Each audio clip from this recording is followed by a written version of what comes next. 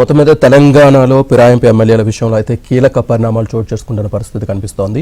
నిన్న దాను నాగేంద్ర అయితే ఏఐసిసి పెద్దల్ని అలాగే అక్కడున్న న్యాయ నిపుణుల్ని చర్చించారు. ఈ రోజు శాసనసభ వ్యవహారాల మంత్రి శ్రీధర్ బాబుతో కూడా భేటీ అయిన పరిస్థితి కనిపిస్తోంది. పూర్తి డీటెయిల్స్ మా కరెస్పాండెంట్ సిద్ధార్థ్ లైవ్ లో అందిస్తారు. సిద్ధార్థ్.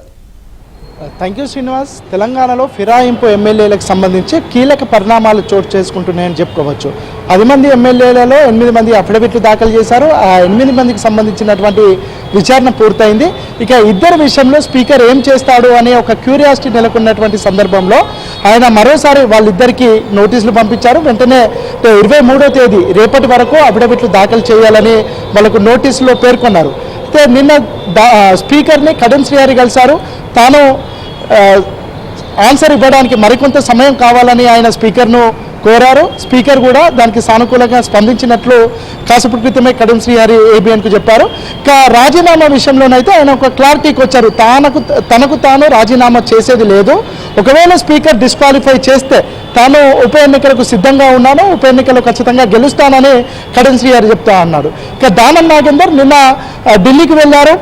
కొంతమంది న్యాయ నిపుణులతో మాట్లాడారు. ఎందుకంటే ఆయన గతంలో బీఆర్ఎస్ నుంచి ఎమ్మెల్యేగా పోటీ చేశారు, కాంగ్రెస్ నుంచి ఎంపీగా పోటీ చేసినటువంటి నేపథ్యంలో ఆయన డిస్క్వాలిఫై అయ్యే అవకాశం ఉంది.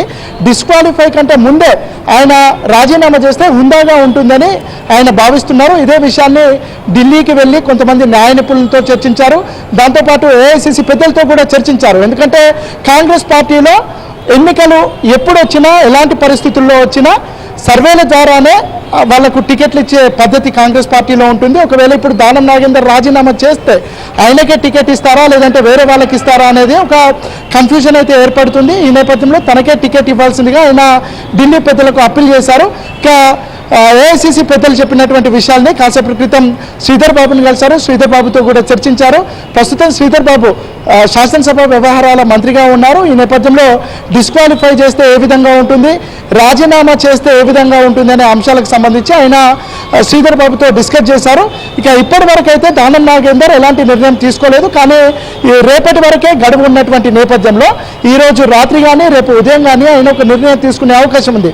అయితే ఆయన రాజీనామా చేస్తారా లేదంటే కడియం శ్రీహరి స్పీకర్ను కోరినట్టు తాను వివరణ ఇవ్వడానికి మరింత సమయం కావాలని కోరుతారా అనేది మరికొద్దిసేపట్లోనే తెలిసే అవకాశం ఉంది. దానం నాగేందర్ ఇప్పటి వరకు మీడియాకు దూరంగా ఉంటున్నారు.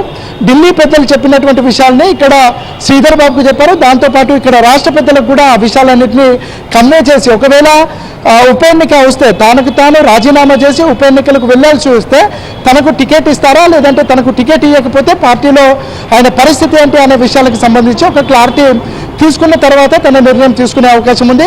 ఇక స్పీకర్ తను మరోసారి ఇచ్చినటువంటి నోటీసులకు రేపటి వరకు రిప్లై ఇవ్వాల్సినటువంటి అవసరం ఉన్నటువంటి నేపథ్యంలో దానం నాగేందర్ దానికంటే ముందు రాజీనామా చేస్తారా లేదంటే స్పీకర్ని కలిసి మరింత సమయం అడుగుతారా అనేది మరికొద్దిసేపట్లో తేలే అవకాశం ఉంది. ఇటు పార్టీకి సంబంధించినటువంటి పెద్దలు కానీ పార్టీకి సంబంధించినటువంటి నాయకులు కానీ గతంలో ఉన్నటువంటి ప్రమాణాలే ఇప్పుడు కూడా కొనసాగుతాయి. ఉప ఎన్నికలు ఎట్టి పరిస్థితుల్లో వచ్చే అవకాశమే లేదని కాంగ్రెస్ పెద్దలు చెప్తా ఉన్నారు. ఇక దానం నాగేందర్ విషయంలో ఏం జరుగుతుందో మరి కాసేపట్లోనే తేలే అవకాశం ఉంది. రైట్.